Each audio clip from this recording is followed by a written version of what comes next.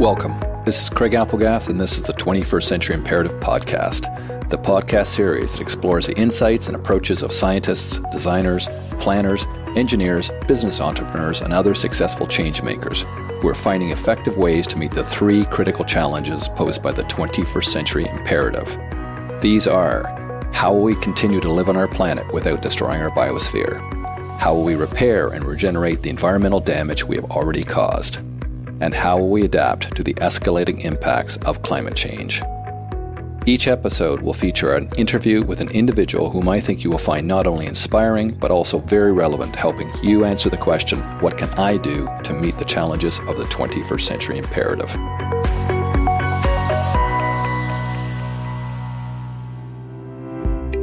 My guest today is Patrick Crabbe. Patrick is the Director of Mass Timber at Bird Construction, North America's first general contractor to dedicate full-time expertise and create a national centre of excellence for sustainable mass timber construction. I've come to know Patrick as one of Canada's sustainable mass timber industry leaders, with a focus on mass timber's potential to reduce and sequester carbon dioxide emissions.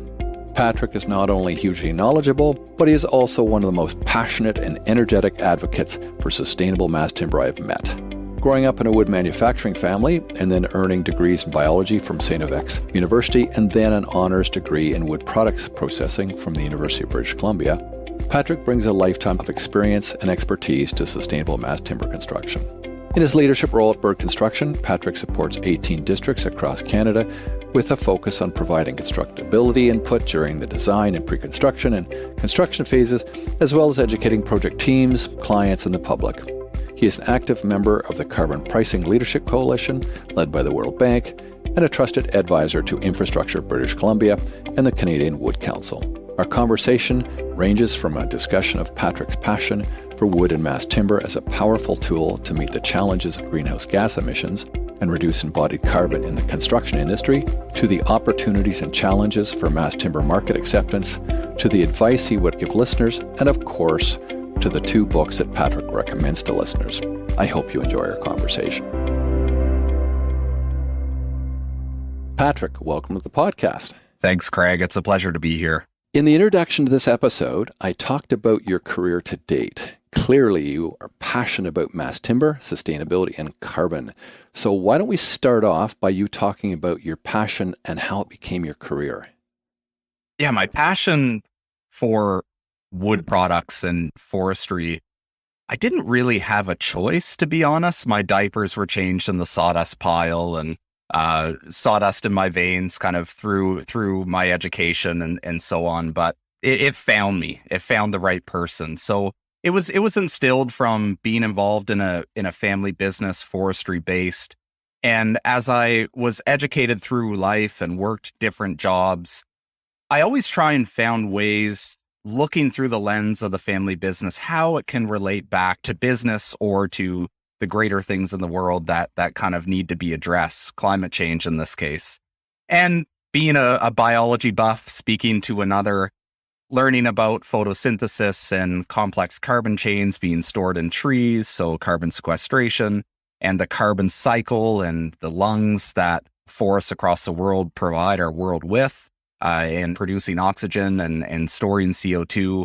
So it made me realize at a pretty young age that forests were going to be more valuable to humans than they ever really knew. And then transcending into my professional career in the family business, here in Canada, the forest industry is very much dependent on the health of the U.S. economy. You know, over 80% of either value-added or commodity products are shipped to the U.S., so whenever there are changes in political powers or external factors beyond our control, economically, it creates a vulnerable space for all forest-based product companies. And that's exactly what happened in 2008. And our family business that was very successful, employed over 400 people in the St. Stephen, New Brunswick area, we were kind of forced to close our doors. And with that door closing and another one opening, I landed on my feet at the Canadian Wood Council, managing the Atlantic Woodworks program, where the entire mandate of the Woodworks Group is to grow domestic use of forest-based products in Canada. So now I'm kind of working at things that led to, the exact detriment of our family enterprise. So very passionate about it and where I'm at. And that's exactly how it kind of has been ingrained in my career. And then from there into construction. From there into construction. And I'm so fortunate to be in the role that I am at Bird Construction. There's one thing I think a lot of people don't necessarily see about the construction industry is just how diverse it is, how important it is. Whether you're in the design side or the execution side, you're building the infrastructure that our communities, our provinces, that our nation needs to succeed moving forward. So it truly is eye-opening. Yeah, over the last 25 years of my career, I've seen a huge transformation in the construction sector, and the transformation has been one of professionalization. I don't think if I'm sitting around a meeting with architects and engineers and constructors, I see anyone on the construction side without an iron ring and an MBA as well. I mean, it's a very sophisticated industry now, and that wasn't the case 25 years ago. So I think there's a lot of intelligence and expertise that industry brings to the table now that wasn't there. So that's very, very compelling. And speaking about expertise, you're considered one of Canada's leading experts in sustainable mass timber. What are the most important lessons you've learned about how mass timber can be used to deal with climate change and its impacts? Can you speak to that? Yes. I would say the first lesson is very much a soft observation. And the fact that in forestry and forest-based product development or, even wood construction, there are certainly opposing views. And what this has taught me, being informed with the latest science and research, commissioned by different associations or, the government itself and industry, is that you have to see the other side before you respond. Put yourself in their shoes and recognize the fact that this conflict creates an opportunity for relationship. So through that, whether it be a company perspective or a competing industry or an individual that has either been impacted by, let's say, a forestry practice or had a bad experience with a wood building, that approach has really allowed to kind of create more and more of a positive impact. So that those individuals are not going around continuing to either spread the ill word or so on. It's important to address these in a very professional manner. So that would be probably one of the more important lessons that I've learned. And the next would be relative to how do we increase this awareness? And it has to start in our high school systems and our post-secondary institutions. Through high school, we were very much a curriculum-based learning. It felt like there were not so many external factors that really would change the conversation in the classroom year over year, where I think that's now more important. So our boards and I guess all the other forms of governance that kind of manage what is being taught in the classroom today certainly has to be a bit more nimble. And even, I graduated at the University of British Columbia in the Wood Products Processing program, which is very much a science-based, engineering-based program.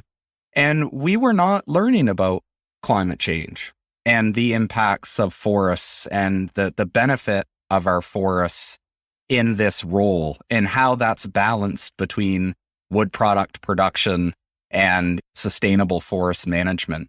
So that's really kind of a critical part in this. And in my role at the Canadian Wood Council, Craig, we spent years developing education roadmaps to work with deans at various post-secondary institutions to try and incorporate more wood design curriculum within architectural and engineering studies. And there was roadblock after roadblock, and it takes so much time to do this, all while that information that you're trying to introduce is evolving. So that really would be probably the greatest impact that I would see is introduction of wood, climate change, mass timber construction, and so on within our education system. Yeah, I so agree. And it's so ironic, isn't it? Because if you go outside of Canada, the rest of the world sees us as experts in forests and all about forestry. I mean, just the land mass is so forested. One Um, of the interesting things is that the response on from a lot of these groups were, well, what does the market say? And when we look at our gross domestic product of generation from forest-based product industries, it's absolutely incredible the contribution that it makes to provinces across Canada. And that's where the market is. The other interesting aspect is that a lot of the communities that support the forest industry are rural. And these are the hardest to replace.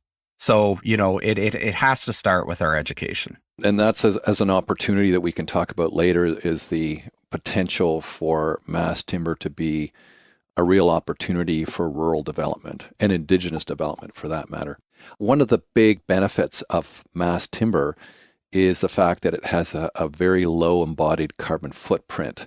So maybe it would be helpful for listeners if you could paint a picture of why this is the case, what that's about. Yeah, so embodied energy is the amount of CO2 equivalents or global warming potential that has gone into produce the product that you are using today.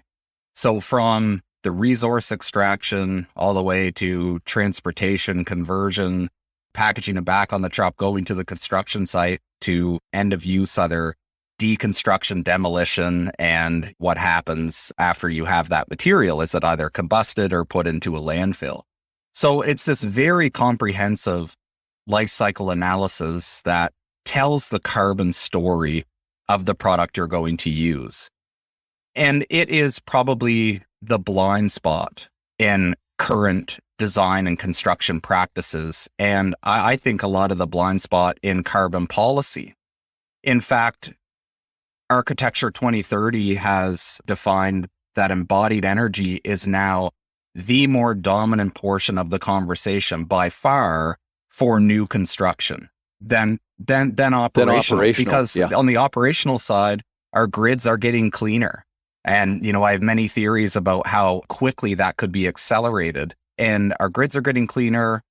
The building programs like LEED and others have really raised that bar for national energy codes to kind of accelerate their energy efficiency of code minimums. So they're more efficient. So now we need to start focusing on that piece of the pie over the building life cycle of, the impact of the materials you chose to build with. Yeah, and the research we've done shows that somewhere between 14 and 27%-ish reduction over other materials. So mass timber is lower in its embodied footprint by that amount. So that's significant, and potentially could be more so as various of the processes to get from forest into fabrication are reduced in terms of their carbon intensity. Exactly. And I think the key point here too, Craig, is that carbon sequestration is not factored into this embodied calculation. Yeah, that's really key, isn't it? Because carbon storage in the wood itself is a real key opportunity. Like 1 cubic meter of wood contains the equivalent of 1 metric ton of carbon dioxide. That's really powerful. Yeah, it's absolutely amazing. We're both big fans and proponents of mass timber as a building material. However, I think there are two big concerns about it that the general public has and some of our clients have. The first concern is fire. And everyone thinks wood burns. How do you typically respond to that concern? The way I respond to this, and it's one of my favorite questions, is just human experience. When you're trying to start a fire, which we all have, whether it be at our camp or in our house, there's a stage to that. And the fundamental principle is that wood in its massive form is not nearly as combustible as one may think. You don't light a fire with a big piece of round wood and a match or a Bic lighter. It just doesn't work that way. No, you have kindling. You have a lot of kindling underneath. Yeah. So the more mass and surface area that you have, the less of a mass combustible event risk there is. And then inherently, wood being a natural material, it has, which has evolved over millions and millions of years, it produces char. And that is part of the life cycle strategy and reproductive strategy of many tree species, is that in the event of a forest fire, they're able to survive over a lot of the other flora and fauna, and then they will release their seeds. And then their offspring kind of have a carbon-rich, less competitive environment to flourish in. So charring is the evolutionary principle that really benefits us in the case of construction, because regardless of the species, wood has a very consistent burn rate. It burns at about, 0.65 millimeters a minute.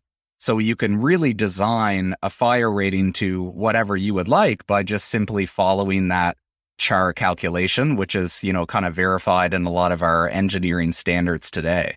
So it's something that a lot of people tend to overlook. And relative to other materials like steel or concrete, when there are fires happening, there's a lot of things in our household or in a multi-unit building that can create unpredictable events around temperature and heat.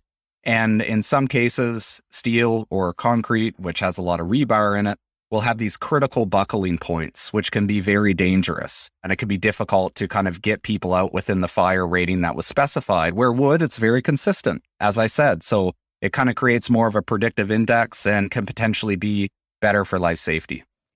Yeah, it's interesting you should talk about the char and insulating value.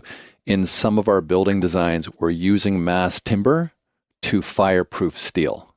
So the steel is carrying the load, but the mass timber is being used in order to actually protect the steel. This is in areas where we can't use mass timber for the vertical load.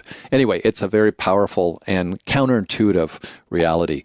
The second concern is cost. Depending on what part of the country you're in, building with mass timber can sometimes be more expensive than steel or concrete. Is this a short-term issue? What needs to happen in the market to make mass timber more cost competitive? So yes, through COVID and supply chain challenges and kind of the geopolitical crisis we're going through, pricing of commodities and lead times are moving targets all over the country. Sometimes a design and construction solution in Vancouver is completely different from a cost competitive approach to that of Toronto or here in Halifax. So I would have to say that it's important to include individuals in your construction planning and procurement process as early as possible so that they can provide that market intelligence as you're doing design decisions or material specification decisions. Because, lead times are a huge part of that as well, whether it be, just a unit cost or not.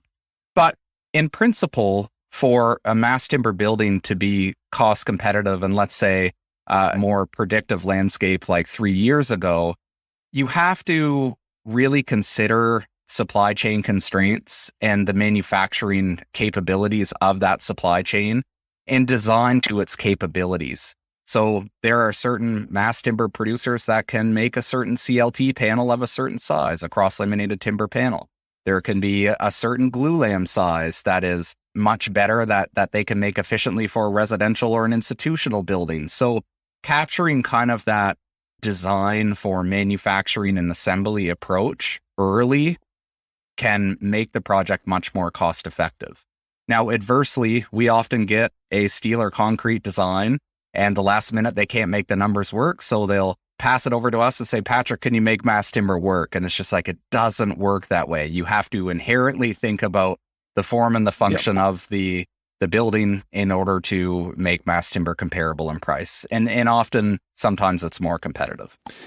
Shifting gears a bit, I think just over a year ago that Tom Crowther lab at ETH Zurich published a paper in the journal Science about the capacity of our planet for planting trees to reduce CO2 concentrations in the atmosphere, sequestering carbon. What are your thoughts on the best way to use forests as large-scale carbon sinks for removing CO2 from the atmosphere? What do we do in Canada and North America to do that?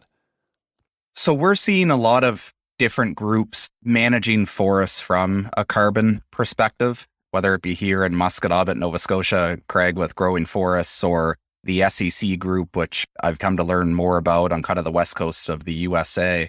So that is a different approach that not a lot of us were aware of.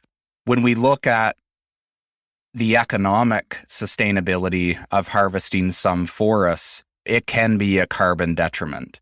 But then again, you have to ask yourself, well, if we didn't harvest this forest, what's the alternative? So it really is a challenging balance there. But I would have to say one of the more progressive models or solutions is what I've seen here in my home province, the province of Nova Scotia, where the Leahy report has identified a triad model of forestry, where you have a balance between protected area, recreational area, and then more of your industrial-based forestry, which would be intensive for harvesting. And ultimately, those areas would be selected by, topsoil composition, sun exposure to try and accelerate growth of more of those high-valued species. So that's a unique approach. It still hasn't necessarily been adopted. And this is really where mass timber comes into play because, the trend is that we're seeing more and more area become protected. And in, let's say, Atlantic Canada, as an example, there is a large proportion of private land compared to public land. Adversely, in a province like BC, it's predominantly public. So they can kind of pull the strings on what resource is going to be available or not. But, here in Atlantic, so we're seeing that trend of less and less crown land becoming available. So sawmill companies and forest-based product producers are going to have generate more value with less. And this is really where mass timber comes in and can really try and help support forest management for carbon and more of a selective harvest.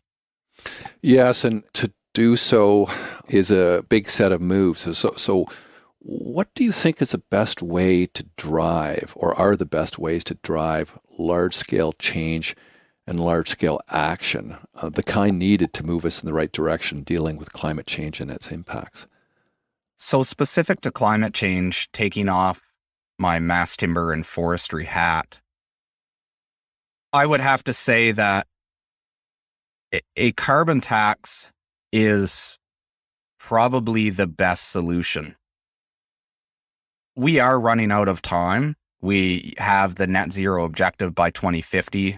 And, I'm part of this group called the Carbon Pricing Leadership Coalition, which is led by the World Bank.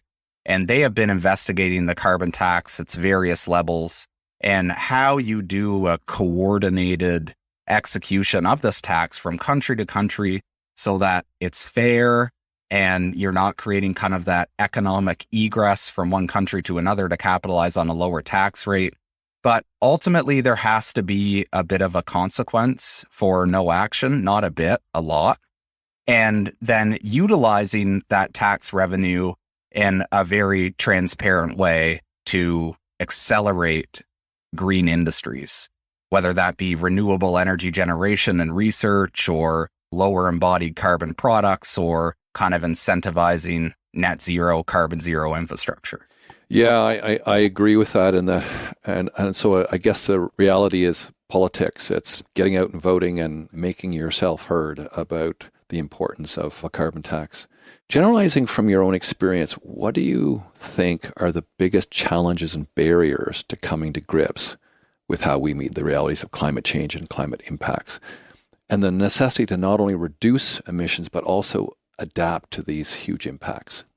So, Craig, I'm kind of taking words from your mouth in a previous conversation, and just how, we have quarterly priorities in industry and we have 4-year politic life cycles. So there's really this inherent confliction between coordination and long-term vision and how we execute that. Mm-hmm. So really, some of the greatest barriers I've seen so far, and this is just in a Canadian context, is a lot of our public utilities.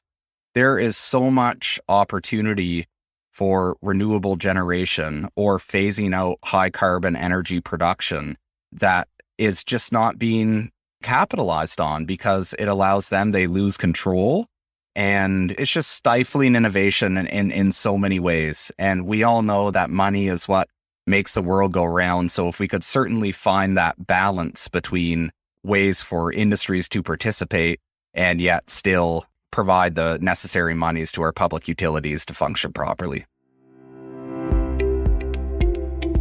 I hope you're enjoying this episode of the 21st Century Imperative podcast. We've certainly enjoyed producing it. As you know, 21st Century is a not-for-profit venture, but we still have production costs. So to help cover these costs, we've launched a new online store with all proceeds going to cover production. And we have some great products for you. We have organic, fair trade t-shirts and hoodies, as well as non-toxic, BPA-free coffee containers, all with great graphics. So if you like the podcast, please think about helping us out by buying a t-shirt, hoodie, or mug for you and one for each of your friends. Head over to our website at tfcipodcast.com and click on the 21st Century Store button. Where do cities fit in? 85% of Canada's population is in cities, and around the world, population percentage in cities is going up. The density of cities has a huge impact on CO2 emissions per capita. The denser the city, the lower the emissions per capita, which is good. Where does mass timber fit into helping densify cities? And is there a possible solution to the problem of the missing middle, for example? Yes. So looking at this from 10,000 feet, what is interesting about the genesis of a mass timber project is that it requires collaboration. And being involved early in the Sidewalk Labs city that was proposed on Toronto's waterfront, it was amazing to see the potential for leveraging low carbon materials, technologies, and communications from building to building, whether that be, one building on the south side generating solar energy and then feeding that to the one on, the north side, to waste management streams down below, well in the foundations and gray water collection. I think that for our cities to be looking at a building as a standalone revenue generation is such a foresighted approach to missed opportunity and a missed opportunity. We really need to start working collectively on waste energy recollection, sharing energies, and again, another cool part about these smart cities, and this is a lot of the conflict, is around privacy. But you could have certain forms of transportation be at your door that know your schedule. If there's an event of a fire, they know how many people are in those buildings. So it's certainly a polarizing topic in many ways, but that's what I see mass timber kind of fitting into these bigger cities, is teaching people that collaborative approach. And I thought the Sidewalk Labs example was a very good one for that. And it's too bad it didn't happen here in Canada. But moving on to your next part of the question of mass timber providing a solution for the missing middle, we have so many corridors in Canadian cities that really need to have their potential unlocked. Some mass timber solutions can allow you to build without a development agreement, depending on how large that building is, providing, fast, rapid, affordable housing solutions. Those middle densities of like 8 stories and below too, they can provide kind of community living for immigrant families or even Canadians as well. So I really see a bright future for the cost challenges of some of those other materials being able to build an affordable manner of that scale for mass timber to come in and make a big difference in contributing to tax base and kind of sustainably developing and unlocking potential of these corridors.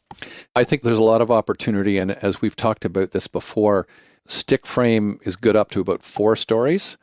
And then 6 stories you can do stick frame, but you have more density. But it's more, but 4 to 10 is wonderful for mass timber, and the developers putting up concrete towers don't want to do that range, so it has a lot of potential.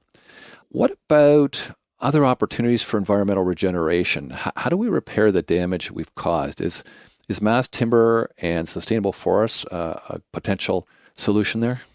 So this is where I would say kind of the carbon sequestration factor comes in. What is that offset paradigm? So through our forests and forestry, when you harvest a tree and convert it into a building product, it will provide you with carbon sequestration throughout the life cycle of that structure. And, a ton of carbon today stored is worth probably about 100 tomorrow. So that's an incredible thing that has to be realized. Now, from a forestry standpoint is when you look at harvesting wood from a specific stand, right?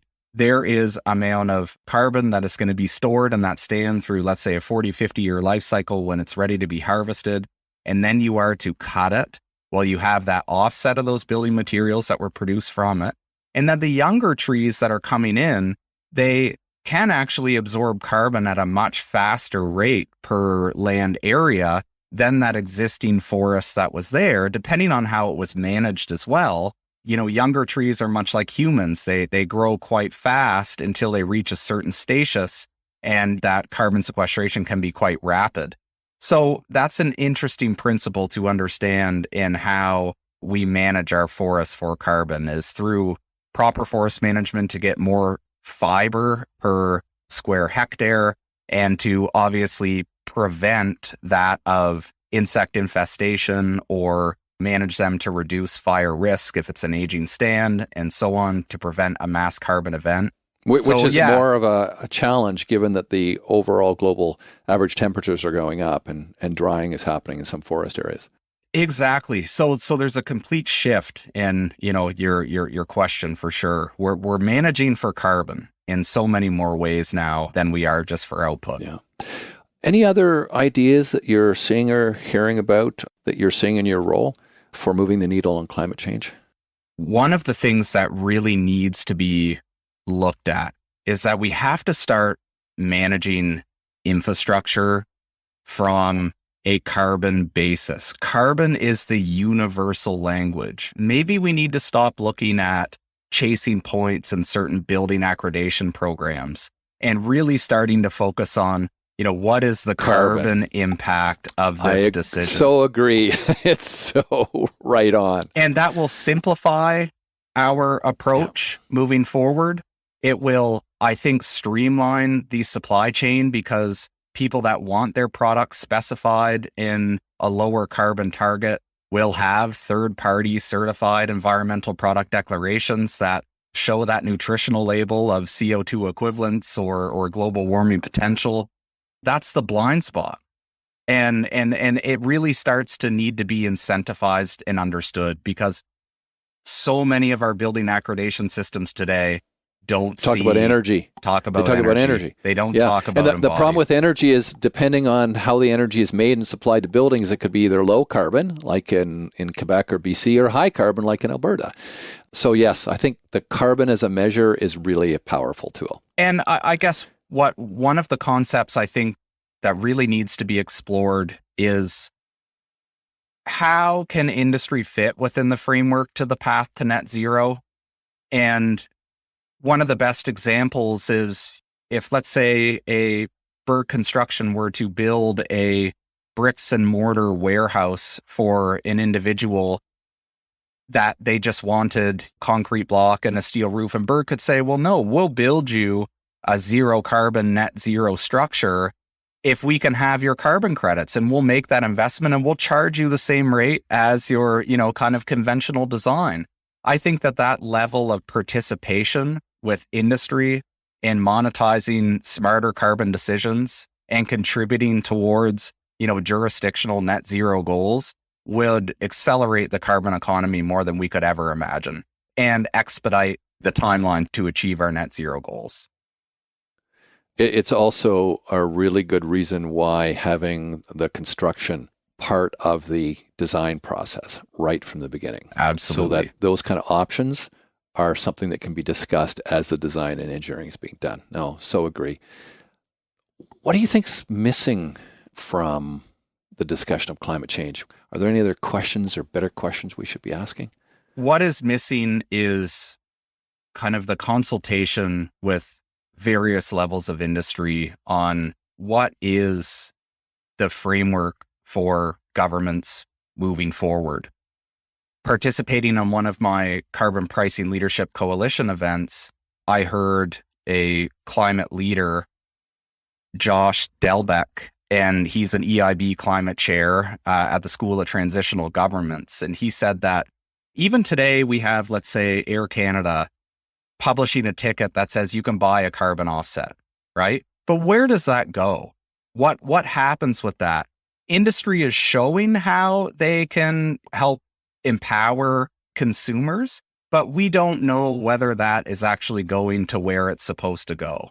And what needs to be made clear, from a Canadian context is our government going to form what's called a compliance framework for carbon or a regulatory framework? And the compliance framework is much like what the City of Toronto and City of Vancouver are doing, where they're capping their emissions. And if you exceed that cap, who pays? We don't know, but that's kind of it. You set the benchmark, you have to achieve it. And then the other is kind of the regulated approach, where you have a voluntary carbon market. And this is kind of where cap and trade comes into play. And the government can decide the inclusions and exclusions and what large emitters are actually playing ball and incentivize green growth from that perspective. So that's what's missing, Craig. We don't know. We don't know what are the right things that we can do. We are seeing so many areas of industries and sectors making strides, but still we don't know how that aligns with our net zero objective. So I just think some more coordination and consultation between government and big industry would be absolutely critical. Yeah, that sounds very appropriate for moving forward, which leads to my next question about progress. I think a lot of the things we've been talking about in this conversation are sort of underpinned by the idea of progress and that we can make progress. What do you think about the idea of progress and the idea that we can make a positive difference in the world? Can we do it? Is progress something we can do? I have so much hope. I am just continually baffled at the rate of innovation and sophistication of industries and companies. And when we look at this from, let's say, an environmental perspective, I really do feel that we can create free energy. There is so much power out there that can be harnessed with a lot of the technologies that we have today. I was reading that Japan has spent 3.5 years with a wave and current turbine system that can produce a gigawatt of power. It's just truly unbelievable.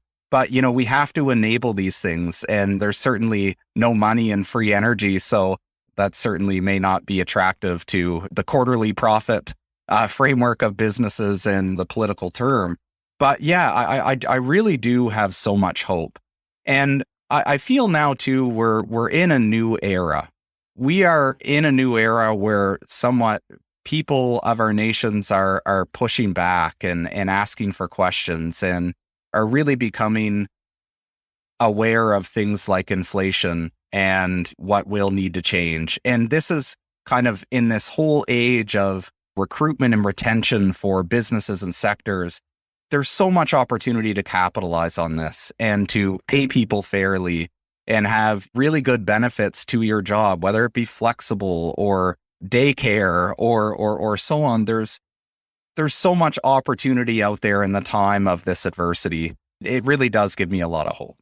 And that is very positive. So what would you offer listeners about what they can do to make a difference?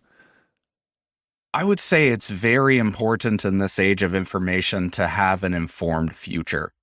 And when you're sifting through your social media feeds, that you are kind of making decisions that go along with your personality and your influence moving forward.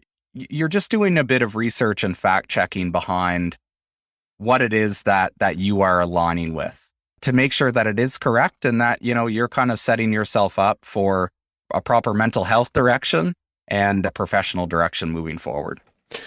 And finally, to wrap up, I've got 3 rapid fire questions. First question, what books related to these issues do you most often recommend or gift to others? one of the first books that I read for a second time was called A Tree, and it is about the life of one Douglas fir in the boreal forest, and trees don't move. So it talked about it from its own observation of just how intricate and delicate ecosystems are and how connected everything is, the roles of the smallest things to, weather patterns and seasons. And that is, I think, a great one for someone in this space to learn and read, especially in the forest sector where, it shows that you have empathy for sometimes the loss of life of trees as you're converting them into low carbon building products. Yeah, so that was a really impactful story for me. And this is David Suzuki's book? Yeah, written by David Suzuki and beautiful illustrations by Robert Bateman. And then the current book, which I'm really taking my time with, that I've recommended to a lot of people, is A Ride of a Lifetime by Robert Iger, I believe his name is, and he's the president and CEO of Walt Disney. And I feel that what aligns very well with me in this book is that humans tend to overestimate accomplishments in the short term and underestimate what they can do in the long term. And he took a vision of expanding Walt Disney into Asia, a completely different part of the world and very much a North American model here, and seeing how all that would replicate. It took him 15 years and he succeeded. And the amount of challenge and adversity that was faced along that way, even minutes leading up to kind of the ribbon cutting of that new resort, it truly is an inspiration about how to maintain focus, positivity, and demonstrate true leadership. Yeah, so the message for us is don't give up. Don't give up. Keep pushing forward. That's right. The second question is, if you had the power to implement one change, one innovation, or one policy that would have the effect of significantly reducing CO2 emissions or helping adapt to climate change, what would it be and why? It would be establishing a green innovation fund that would be fed by carbon tax implementation for what decisions make sense in a certain area, like perhaps a competitive pool of, whether is this for farming? Is this for ocean restoration? Is this for forestry or forest product innovation? Is it for renewable energy generation of phasing out high carbon emitters, but have certainly a transparent, competitive process that, again, can kind of accelerate that change. And this is a bit of an aside, Craig, but one thing I think is incredibly important is a lot of the government funding programs that exist in our country today, they really focus just on innovation. And innovation is very broadly defined, but often the way that it is defined is doing something that no one else has done before. And that can take a lot of time to adapt to a marketplace to have an impact. So what I would say is that even with the idea of this fund or, the restructuring of government programs to capitalize on this tight time frame that we have, we need to start looking at market acceptance. We need to look at things that just require a little bit of support or a tweak that can have, rapid market acceptance immediately. And that's not innovating something new. It can be improving something that already exists. Yeah, and that takes us nicely into the third question, which is if you could publish a full-page spread in the Sunday New York Times or the Globe and Mail of anything you wanted, written or graphic, what would it be? As a person, I would just love to kind of see the simple message of do the right thing. Putting my mass timber hat back on and truly advertising for something I feel aligned with that suits this 21st century imperative, it would be mass timber is the future. What about combining them? Do the right thing. Mass timber is the future. in big quote. Well, maybe that's it. Helvetica. That's perfect. And a closing question. Is there anything that you would like to ask of our listeners? My ask is that, putting in the context of forestry in this conversation, is that, do you experience hesitation? Ask yourself, what is it about forestry practice or building with wood that doesn't align with you, or that you feel needs to be explained in, a more scientific based manner?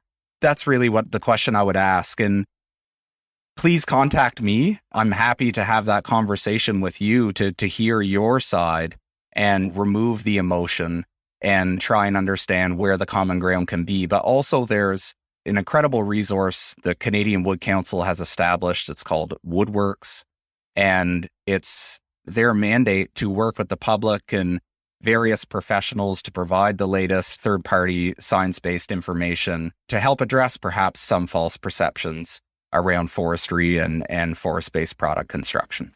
And we'll put your contact information and their contact information in the show notes. That would be very helpful. Thank you very much. This has been a really enjoyable and informative interview. Thank you. And Craig, I have to say, congratulations on this effort. I've listened to pretty much every single one of the episodes, and I really love the title and, the ethos of this, to really understand what are those imperative things that we need to address moving forward. And you've interviewed some amazing people. Your reputation precedes you, and thank you for the opportunity. Thanks very much for that, Patrick. I feel very honored to be able to connect and talk with people whom I really admire, and you're one of them. So thank you very much. Wonderful. Thank you.